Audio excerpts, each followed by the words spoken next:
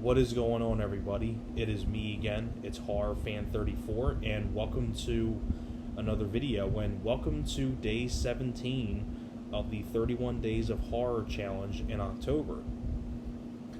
Now that we are on day 17 of the challenge, I figured I'd talk about another film that I feel is very, very underrated. It's very fun, very gory, just really fast-paced. And this film is almost 2 hours long. This is about a 111-minute movie. That's with credits and all that stuff. I feel like I gotta sneeze. I hate when I do that on camera. But, anyways. Getting on to the review itself. Not many people probably even know about this film. Or probably have seen the film. But maybe a majority of you guys have not seen it. And if you can tell by the title of the video, that review for today is going to be on Down. Your next stop is hell. Now, Down was a film that was released in 2001, directed by Dick Maas. Now, this is a remake of the 83 version called The Lift, which was actually directed by the same director, Dick Maas, which I've actually seen the original version of this film, and I was not too big on. I thought it was very, very slow, very boring, not a whole lot happens in the movie compared to this one, I'll tell you that for sure. This one's a lot better, in my opinion. And Dick Maas, this is also a guy that also directed Amsterdam. That's a really, really great slasher. A very underrated slasher, Amsterdam. That's a great one if you haven't seen that one either. I would definitely recommend you check that out too, along with this film that he directed. Now, Now, I know that was the alternate title for this film. In the U.S., when it was released, it was known as The Shaft, which honestly, I'd say I'm not really a big fan of the title The Shaft, because that just sounds like a really bad porno. That's just me, though. Anyways, I think Down is a far better title than The Shaft. I mean, The Shaft that just sounds like a really bad porno. Sorry. But, I like this title better, Down. I actually like this cover better. I mean, the older cover was kind of more like this cover with the skull-looking thing in the back and the kid looking. I mean, not really. It's an alright cover, but I like this cover better. Much more effective. And I know this film was delayed a little bit because Naomi Watts around this time was doing The Ring as well. So after they released The Ring, they finally decided to release this, because that was Naomi Watts' like really big breakout film, was The Ring. But I mean, the title, not even the title, but the story is pretty simple. It's about a killer elevator in this building that's killing people, pretty much. It's a killer elevator movie. And you have our lead guy, who's an elevator mechanic, played by James Marshall from Twin Peaks and Gladiator, not the one with Russell Crowe, the one with Cuba Gooding Jr. And you also have a reporter played by Naomi Watts, and they're investigating this whole thing about this elevator and things like that. And you have a really great supporting cast of people. You have Eric Thaw from the Puppet Masters. You have Michael Ironside, who is in Scanners and a lot of other stuff. Edward Herrmann, may he rest in peace. Max from The Lost Boys. He was also Richie's dad in Richie Rich. He has a supporting role in this. Dan Hedaya from Commando and a lot of other stuff has a supporting role. Ron Perlman from Hellboy and Sons of Anarchy has a small role in this.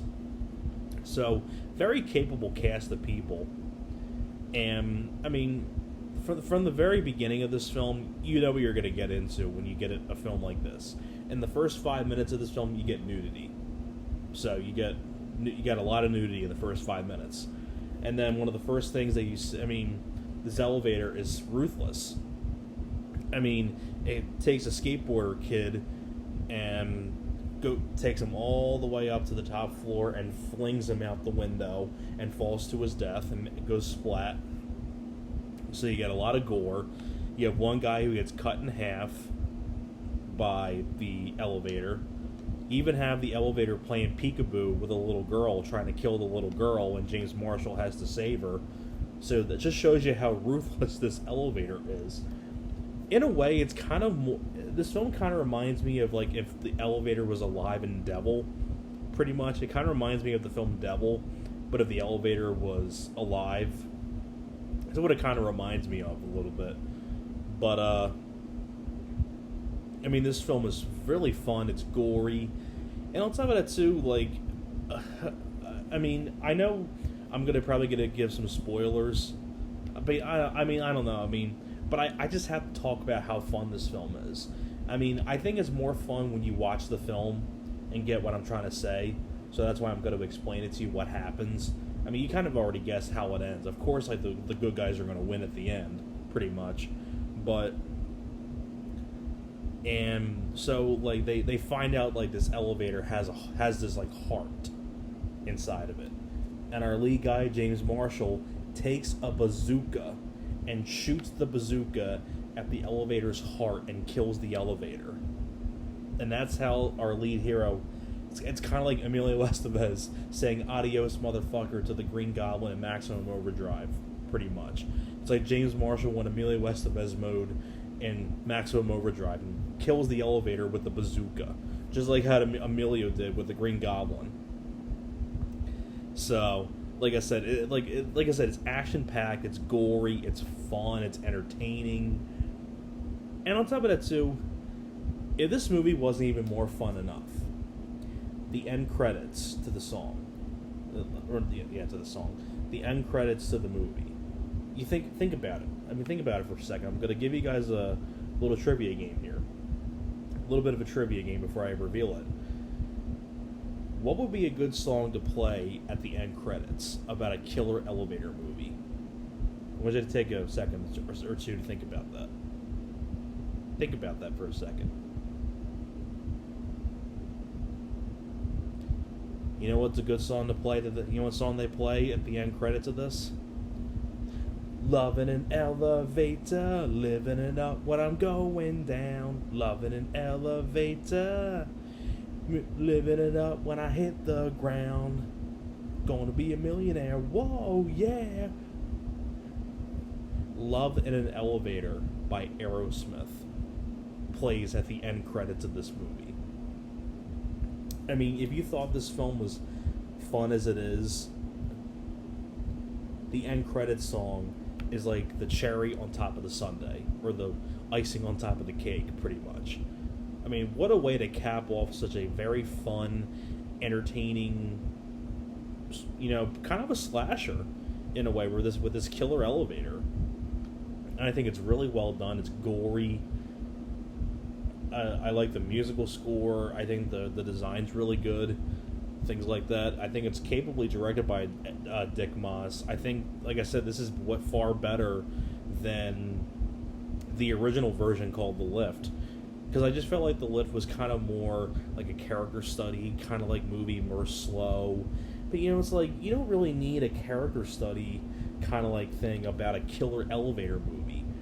If you're going to do a killer elevator movie, give what the audiences want.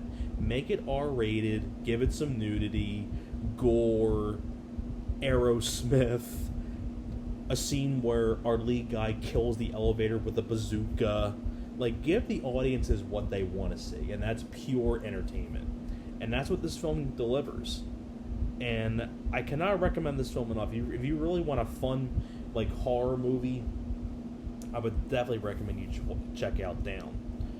So that is pretty much it for my review for Down. Thank you very much for watching, and I will see you guys next time.